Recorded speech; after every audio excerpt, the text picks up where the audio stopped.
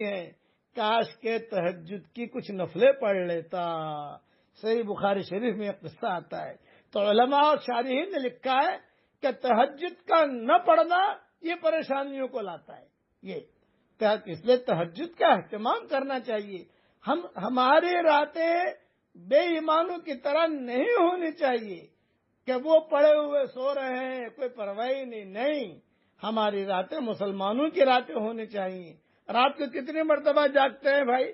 اللہ معاف فرمائے، میں نے سفروں میں دیکھا کہ رات کو جو ہے آئس کریم یاد آ جاتی ہے، ارے بھائی ذرا آئس کریم لائیے، آئس کریم کھائیں گے، ارے بھائی ذرا فالودہ لائیے، فالودہ پیئیں گے، ارے بھائی 2 بج رہے ہیں، یہ کہ مولوی صاحب وہ تو آن لائن آ جاتا ہے۔